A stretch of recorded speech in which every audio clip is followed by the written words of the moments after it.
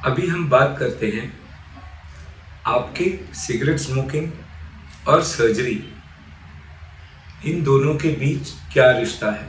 और अगर आपकी कोई सर्जरी प्लान करी गई है और अगर आप स्मोकर हैं तो इसमें क्या प्रॉब्लम्स हो सकते हैं और उसे निपटने के क्या क्या रास्ते हैं। अगर आप स्मोकर हैं, ऑफ कोर्स सिगरेट छोड़ना आपकी सेहत के लिए एनी टाइम बेटर है, हमेशा अच्छा है। बट सर्जरी से पहले स्मोकिंग बंद करना आपके सर्जरी के रिजल्ट को, आउटकम को बहुत बेहतर बना सकता है।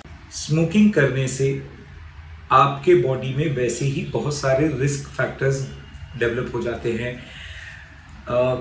जो सिगरेट के अंदर टार, निकोटीन, कार्बन मोनोऑक्साइड, ये ऐसे केमिकल्स होते हैं, उसकी वजह से आपके नसों में, ब्लड वेसल्स में ब्लड क्लॉट बनना बहुत ही स्वाभाविक हो जाता है, जिसकी वजह से स्ट्रोक होने का चांसेस बढ़ जाता है।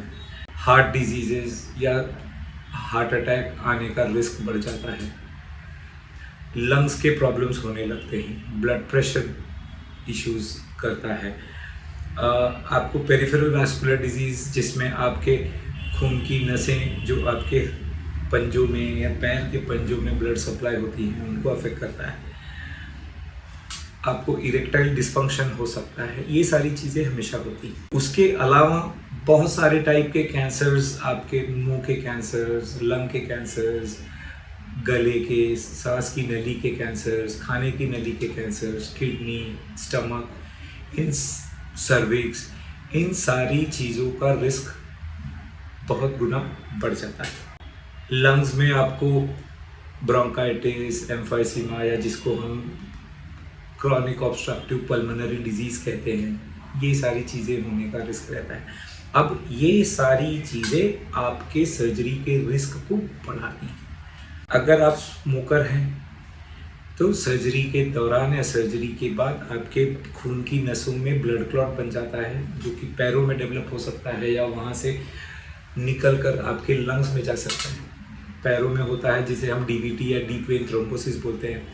अगर वो हार्ट या लंग्स की तरफ जाता है तो उसे हम पल्मोनरी एम्बोलिज्म कहते हैं, जो कि धोखादायक हो सकता है। स्मोकिंग करने से जो सेल्स होते हैं जहाँ पर वुंड है, जिनको रिपेयर होने के लिए सारे प्रोसेस चल रहे हैं, उनको ऑक्सीजन का सप्लाई कम हो जाता है, जिसकी वजह से वुंड हीलिंग इम्पेयर होती है। तो आपके वुंड हील होने में टाइम लग सकता है या उस वुंड में इन्फेक्शन हो सकता है। उसके अलावा सर्जरी के बाद आपको कार्डियोवैस्कुलर या पल्मोनरी रिस्क बढ़ जाता है, जो कि आपके सर्जरी को, आउटकम को कम कर सकता है। अब इन सब चीज़ों को अवॉइड करने के लिए क्या करना चाहिए। आइडियल सिचुएशन, अगर आप स्मोकर हैं, आपको क्विट करना बहुत ज़रूरी है। आप इस सर्जरी को एज अ मोटिवेशन यूज़ कर सकते हैं, ताकि आप अपनी स्मोकिंग की आदत को हमेशा के लिए छोड़ दें।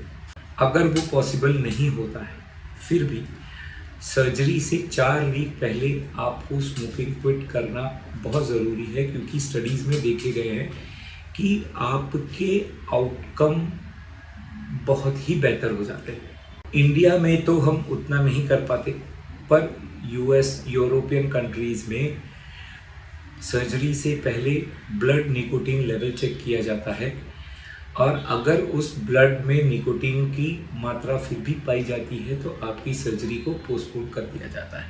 हमारा मानना यही है कि अगर आप अपनी सर्जरी को एज अ मोटिवेशन यूज़ करके स्मोकिंग क्विट कर सकते हैं, बहुत अच्छी बात है।